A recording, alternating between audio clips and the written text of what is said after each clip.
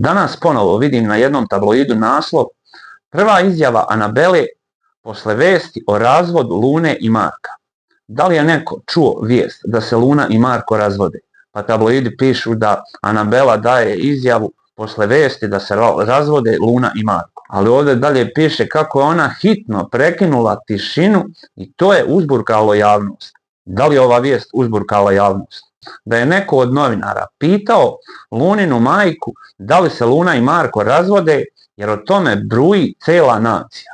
Uvijek me zanimalo kada napišu da o nečemu bruji cijela nacija.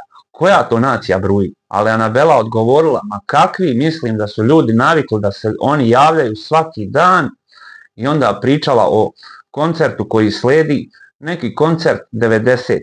Ovo da se Luna i Marko razvode, neko je izmislio i preko toga reklamiraju ovaj Anabelin koncert. A šta ja mislim o tome? Ne bi me iznenadilo da se nekada stvarno razvedu Luna i Marko.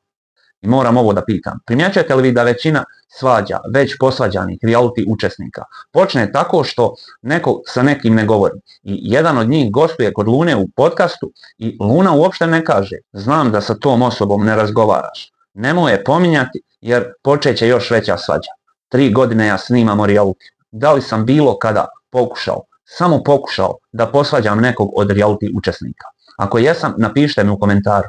Ja čak pokušavam da pomirim ljude koji su posvađani.